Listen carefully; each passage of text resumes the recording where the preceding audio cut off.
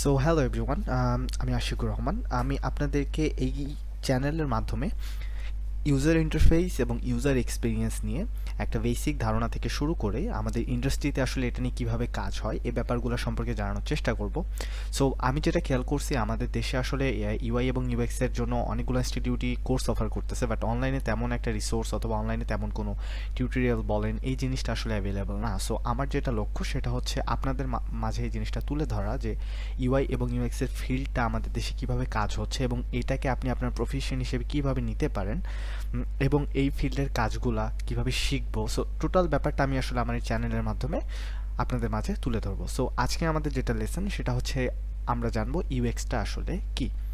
So আমি আপনাদেরকে প্রথমেই বলছি যে ইউএক্সটা হচ্ছে ইউজারের এক্সপেরিয়েন্স।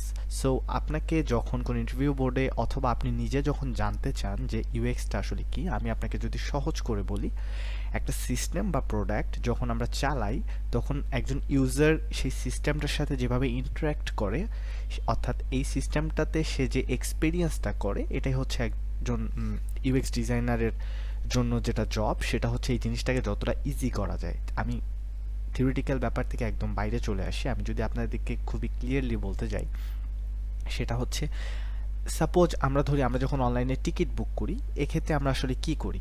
এক্ষেত্রে আমি আপনাদেরকে দেখায় দেই একটু। সো আমরা অনলাইনে টিকিট বুক করলে নর্মালি যেটা করি, আমি সহজ.com-এ চলে আসছি। সো আমরা যেটা করি সেটা হচ্ছে এখান থেকে আমরা আগে চুজ করে নিই যে আমি আসলে কিসের জন্য টিকিট কাটতে চাচ্ছি। সো আমি এখান থেকে বাস চুজ করে নিলাম।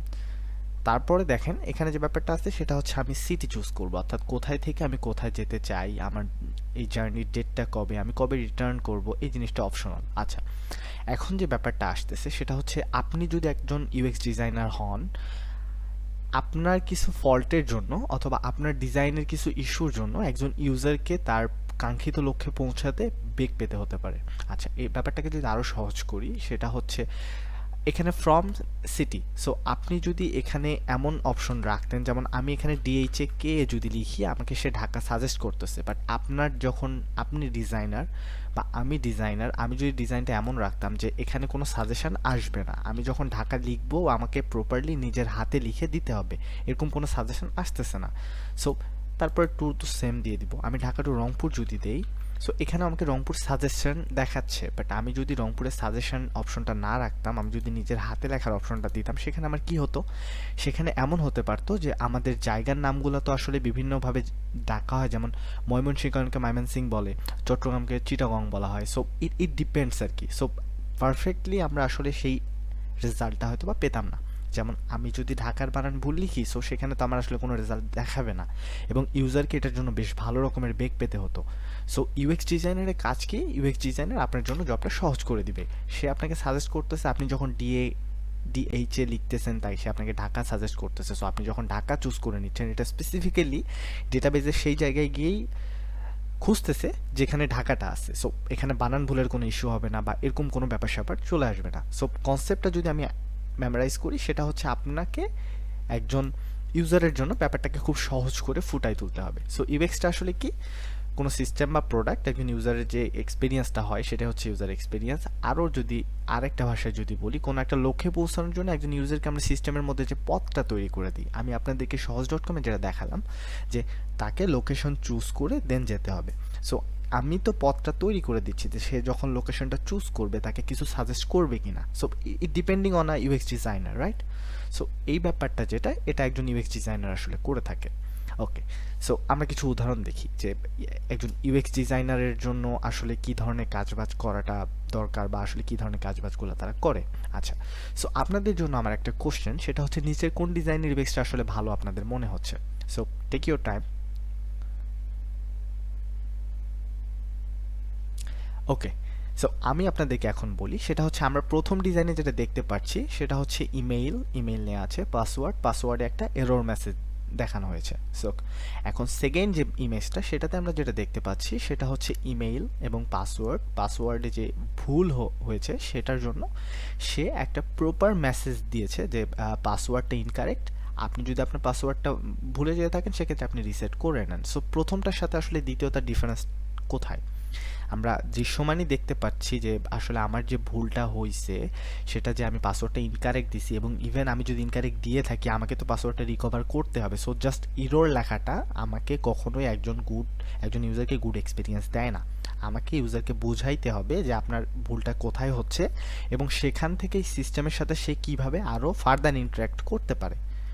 সো এটাই হচ্ছে ব্যাপার সহজ ভাষায় বলতে গেলে। আমি আরও একটা উদাহরণ দেখাই, সেটা হচ্ছে দেখেন প্রথমটাতে ডিটেইলসের ক্ষেত্রে কি হচ্ছে, নাম, ইমেল, সিটি, স্টেট, অ্যামাউন্ট দিয়ে হয়তো বা কেউ একটা ফর্ম পূরণ করলো। আর লেস এফোর্ট লাগতেছে কোথায় দেখেন, সেটা হচ্ছে নাম এবং ইমেল। এগুলো তো আপনার নাম চেঞ্জ মানে ডিপেন্ড করে আসলে।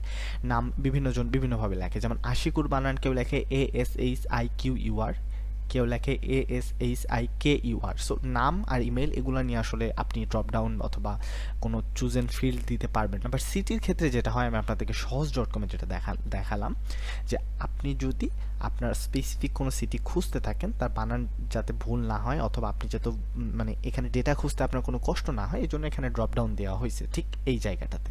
সো আপনি যদি সিটিতে ডি লেখেন, দেখবেন আপনাকে সাজেস্ট করতেছে ঢাকা যাবেন না ডেমরা যাবেন না কোথায় যাবেন।